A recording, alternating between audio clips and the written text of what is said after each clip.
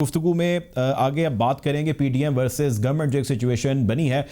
हुकूमत कहती है कि पीडीएम की दिन ब दिन जो है पोजीशन कमज़ोर होती जा रही है, जबकि पीडीएम का कहना यह है कि हुकूमत की पोजीशन दिन ब दिन कमज़ोर होती जा रही है। हुकूमत को घर जाना होगा। 31 तारीख की डेडलाइन वज़ीर-ए-आज़म जनाब इमरान खान के लिए रखी है। पीडीएम के बैनर तले तमाम अपोजिशन की जमातों ने, और वज़ीर-ए-आज़म घर जाने को तैयार नहीं है। वो कहते हैं कि मैंडेट मुझे अवाम ने दिया है, अवामी मैंडेट है, इसलिए मैं घर नहीं जाऊँगा। ऑपोजिशन जिस नैरेटिव के साथ चल रही है वो कहती है इस्तीफे की ऑप्शन हमारे पास मौजूद है, लॉन्ग मार्च की हमारे पास ऑप्शन मौजूद है, हुकूमत को घर भेजना ज़रूरी हो गया है, हम ये तमाम ऑप्शंस को एक्सरसाइज करेंगे। तो आज हम हुकूमती अरकान से सिर्फ और सिर्फ ये जानने की कोशिश करते हैं कि वो इन तमाम चीज़ों को किस तरह काउंटर करेंगे जो पीडीएम के बैनर तले, इंक्लूडिंग कल का जो बहावलपुर का जलसा हुआ और उसके अंदर हमने एक दोबारा एग्रेशन देखा पीडीएम की तकारीर के अंदर, उस पर भी बात करेंगे। प्रोग्राम में इस हवाले से मैं ज्वाइन करिए पाकिस्तान तहरीक इंसाफ की सीनियर रहनुमा मुसर्रत जमशेद चीमा साहिबा। Welcome to the show. Musarrat साहिबा, आपसे पहला सवाल ये कि लॉन्ग मार्च के लिए और इस्तीफ़ों की ऑप्शन के लिए पीडीएम मुतहरिक है और वो कह रही है तमाम की तमाम हमारे पास मौजूद हैं।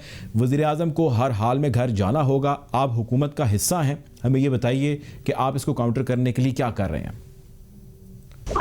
इनफैक्ट इससे ज्यादा कोई अच्छी जोक ऑफ द ईयर हो नहीं सकती कि जिन्होंने हमसे रिजाइन करवाना था, फिर उन्होंने अपने इस्तीफे एक मुहिम शुरू की जो लतीफों में कन्वर्ट हुए, दो लोगों के कहीं ना कहीं से पहुंचे नेशनल असेंबली के स्पीकर के पास, और फिर जिस तरह से वो भागे मुकरे वो आपके सामने है। बेसिकली देखें, याद रखें कि जो भी आपने जिस सोच के तहत भी आपने ये मूवमेंट शुरू की है उसका ग्राउंड रियलिटी से कोई ताल्लुक नहीं है। अगर हम ये देखें कि क्या इनको क्या लगता है कि ये सोचेंगे या ये फरमाइश हमसे करेंगे, तो प्राइम मिनिस्टर साहब इनकी फरमाइश पे बने हैं जो ये फरमाइश करेंगे कि अब वो रिजाइन कर दे तो वो घर चले जाएंगे।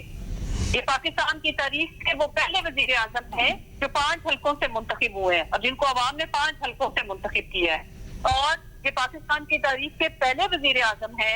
इंशाल्लाह जितना भी हमारा टेन्योर है कि कभी कोई इनके ऊपर करप्शन या किसी भी किस्म की उंगली नहीं उठा सकेगा। दूसरी जहां तक रहेगी बात, पीडीएम एक मजाक बन के रह गई है, और मैं तो शुक्रगुजार हूँ मरियम की कि पहले उन्होंने सवा सत्यानाश अपनी पार्टी का किया, कू करके चचा को और कजन को साइड पे किया, पहले अपने बाप की प्राइम मिनिस्टरशिप के पीछे पड़ी, और आपने देखा कि वो मशहूर जमाना डायलॉग कि मेरी लंदन तो क्या पाकिस्तान में भी कोई जायदाद नहीं है।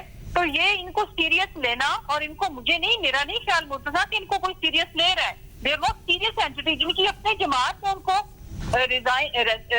रेजिग्नेशन नहीं दिए। फिर एक और अहम सवाल है कि ये सो कॉल्ड ऑपोजिशन की 11 जमातों का जो गठजोड़ है, मुझे ये बताएं कि पार्लियामान के अंदर ऑपोजिशन का सबसे बड़ा आईनी ओहदा तो होता है ऑपोजिशन लीडर।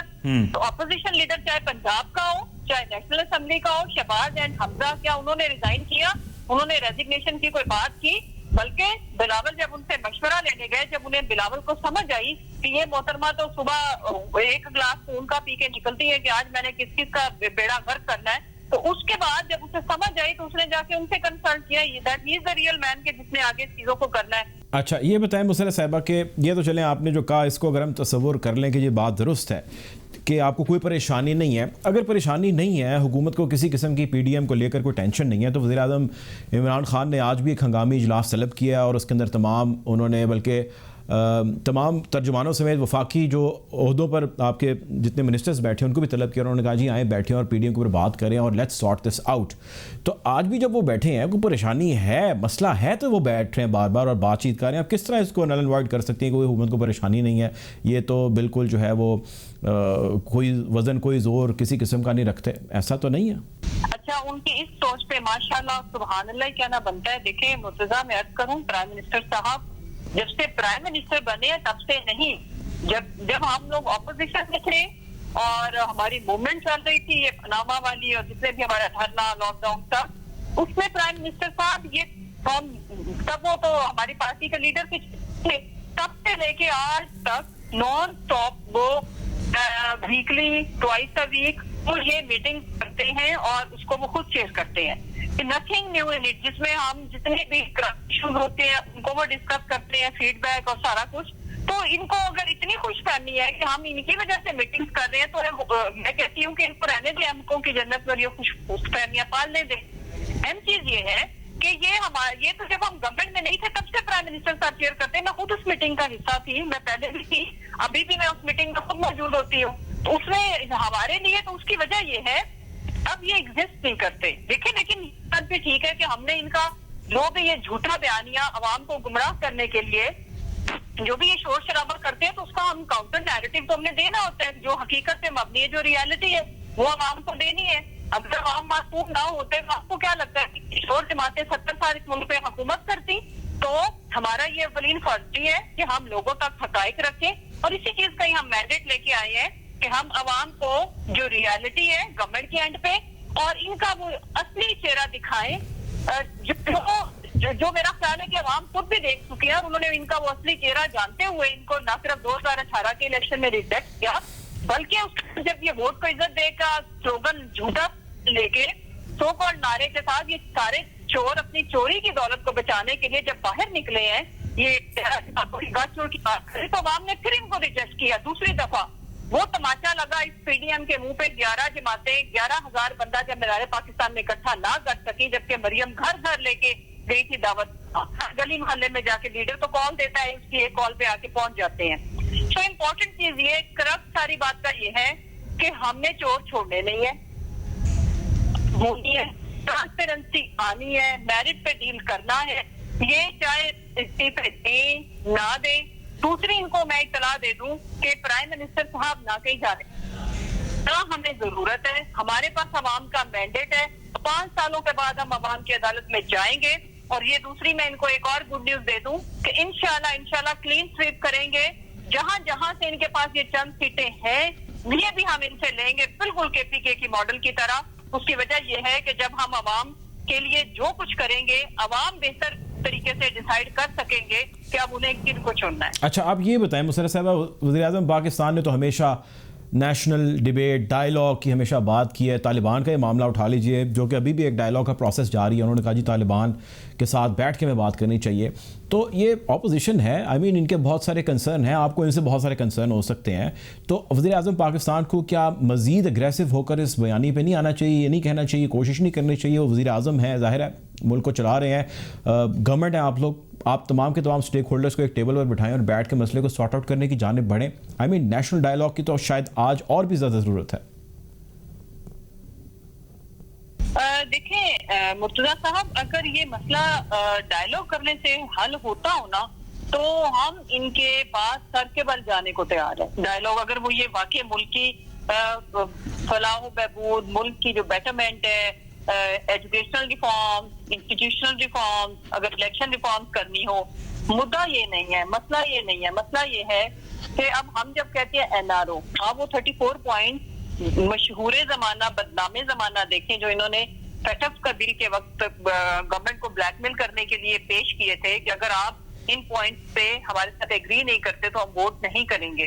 वो क्या थे कि मनी लॉन्ड्रिंग जो है ना, उसको जुर्माना करार दिया जाए, और अगर किसी की करप्शन साबित हो जाए तो उसे 5 सालों के लिए नाअहल करार दिया जाए, सारी उम्र के लिए नाअहल करार ना दिया जाए।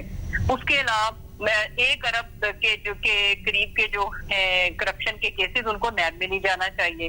अब मुझे आप जरा बताएं, इस तरह की चीजों के ऊपर अगर हम इनके साथ डायलॉग करने बैठ गए तो बन गया नया पाकिस्तान, अकाउंटेबिलिटी हो गई। अगले 100 करोड़ 100 साल में भी पाकिस्तान की आवाम का इससे बुरा हाल, बदहाली, इससे ज्यादा में से बाय द वे जो ये छोड़ के गए हो भी क्या सकती थी।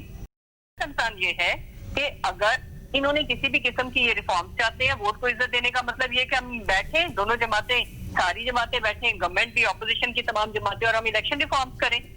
पैटर्न मौजूद है दुनिया की बेस्ट डेमोक्रेसीज जहाँ पे प्रैक्टिस हो रही है।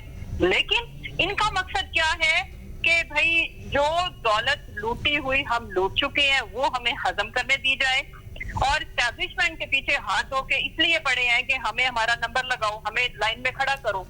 इस मुल्क में अब फेयर एंड फ्री इलेक्शन के अलावा कोई इलेक्शन नहीं होने वाला। दूसरी रहेगी बात कि जो करप्ट हैं, गद्दार हैं, जो मुल्क दुश्मन अनासिर के हाथों बिके हुए लोग हैं, उनके इस मुल्क में कोई गुंजाइश नहीं है, उनको कानून के ऐन मुताबिक डील किया जाएगा। आज के कोई ब्लैकमेलर ये जुर्रत ही ना करे कि वो इदारों को या मुल्क को ब्लैकमेल करके तो वो हत्या हुक्मरानी मांगेगा और उसको प्लेट में रख के दे दिया जाएगा। मुमकिन नहीं रहा। इसकी वजह हमारे ऊपर अवाम का देखें, जब इन्होंने प्लेटलेट्स का ड्रामा किया था, आप इमेजिन नहीं कर सकते कि हमारे ऊपर कितना प्रेशर था। हालांकि उस वक्त वो इतनी जबरदस्त ऑस्कर विनिंग परफॉर्मेंस ये बंदा देके गया कि जो माशाल्लाह से बिस्तरे मर्द पे एक पेशेंट, और फिर जिस तरह से माशाल्लाह जो नोटों वाले थे बक्से भर भर के एयर एम्बुलेंस के थ्रू ये लोग लेके गए बाहर, और फिर वहां पे जाके जो प्लेटलेट काउंट, आपको भी पता है, पिज्जा और कॉफी शॉप और ब्रांडेड शॉपिंग मॉल में वो प्लेटलेट काउंट माशाल्लाह से पूरे हो गए। ठीक है जी, बहुत शुक्रिया जी। हमारे साथ मुसर्रत जमशेद साहिबा मौजूद थी, पाकिस्तान तहरीक इंसाफ की सीनियर रहनुमा। आपके वक्त का बहुत शुक्रिया।